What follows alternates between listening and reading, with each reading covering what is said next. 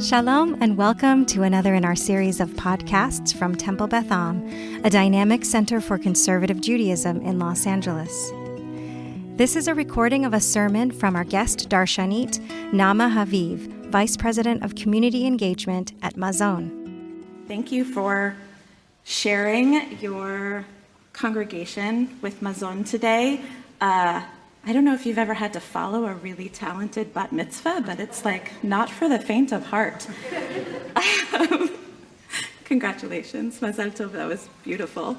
And now I'm going to have to try to continue the conversation.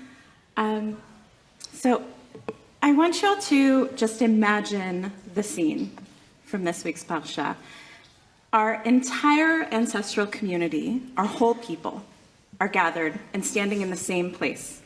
Tribal leaders, wood choppers, water drawers, elders, children, mothers, fathers, even non-Israelites within the camp, all joined together, all present.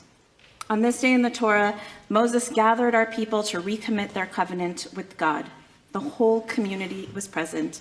Each person was part of the story, all standing together. Atem nitzavim. You stand this day, all of you.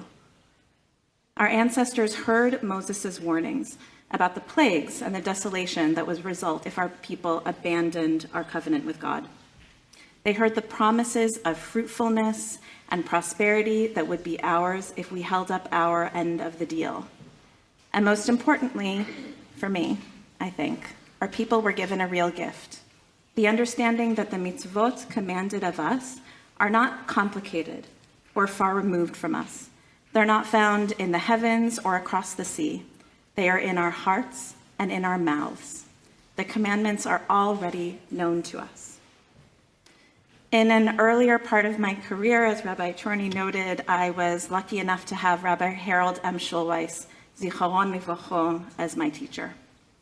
This week's Parsha connects me deeply to his teachings, the idea that God is not believed, but behaved, that our values must be put into practice daily, that our commitments to our community and our peoplehood are active parts of our daily lives. Rabbi Schulweis used to say that the most important word in all of Jewish liturgy was the biblical Hebrew word al ken, in modern Hebrew ulechen. It means and therefore. That our values must be put into practice and therefore, everything that we read in the Torah, everything that we study, at the end it says, al ken, and this is what we must do. And therefore, this is how we act. We know this, and then we do that. Deeds and not words are the true mark of our faith. So here are some things that I know, and then you're going to know, and then we're going to talk about what we have to do, because that is our way, and that is our covenant. I know that nearly 40 million Americans right now have no idea where their next meal is going to come from. I know that that number cuts across all aspects of our country, all people, elders and children, mothers and fathers, people inside our community and outside of it. Atem nitzavim. I know that food is so much more than calories and nutrients. And so the problem of hunger is a problem that is so much more than a person's physical needs not being met. Food is a language that we use to tell our friends and our families, our children and our neighbors who we are and where we came from. We're about to eat apples and honey for a sweet new year. I tell my daughter all the time about how my earliest food memory is fried onions, and that I can't remember if this memory is from my Sefta Tilda's Austrian kitchen or my Sefta Simcha's Yemenite kitchen, because taking the time to slowly fry onions was the only thing those two women ever agreed on in my entire life. Food is central to our identities, to our humanity. And I know that to cut someone off, not only from food in general, but from the food that is right for them, nutritionally, culturally, religiously, violates a fundamental piece of that person's dignity. It wounds their neshama, and it breaks our commandment to treat every single person as if they are created b'tselem Elohim, in the image of God. And I know that it doesn't have to be this way. I know that in the 60s and 70s here in this country, we got close to functionally ending hunger, to having fewer people coming onto the food stamps rolls at any given time than coming off. Of course, there were hungry amongst us, but there was also a robust safety net to catch, support, and help those people out of the poverty they faced. I know that people from all walks of life in this country, across the political spectrum, elders and children, mothers and fathers, people inside our community and outside of it, together agreed to and believed in this mission. Atem nitzavim. I know that we as a country on a bipartisan chose to weaken and eventually break that system.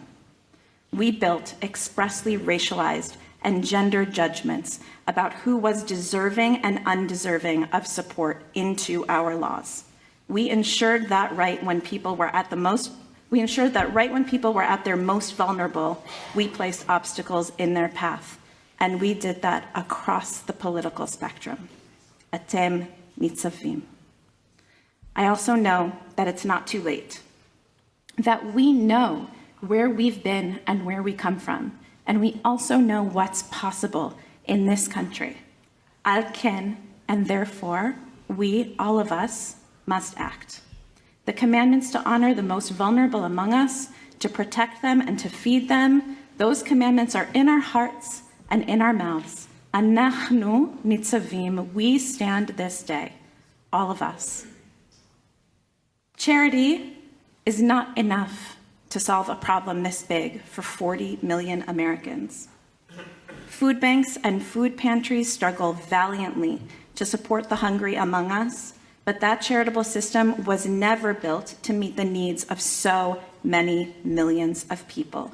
It was meant to fill in the gaps that government had not yet been able to reach. The only institution with the breadth and the reach to challenge this problem, as massive as this problem, is the government. And so we must start there. Our tradition teaches us that the root of charity, tzedakah, is justice, tzedek. A justice-based approach compels us at Mazon, a Jewish response to hunger, to ensure everyone who needs it, no matter their faith or their background, no matter the circumstances that brought them to needing assistance, has access to a robust, expansive, and comprehensive safety net so that they can have the stability and the security that they need to step up and out of poverty. And it compels us to challenge those systems in our country that allow hunger to persist in the first place. And I ask you to join us. I'm going to tell you how, don't worry.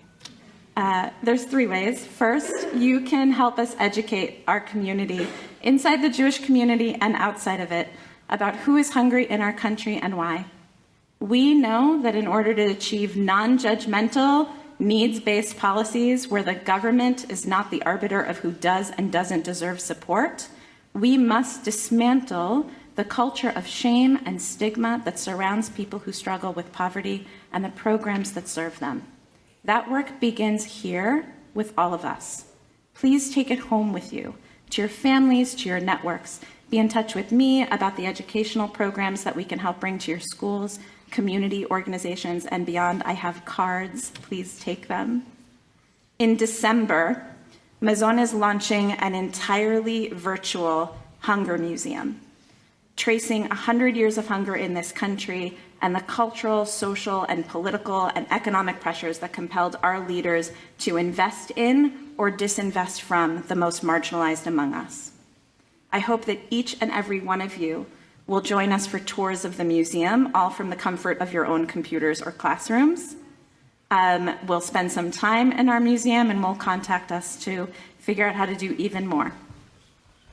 You can also help us advocate for a robust and expansive food safety net in this country. and to build the political will for envisioning an end to hunger, not just management of the problem, but actually a justice-based approach to ending it.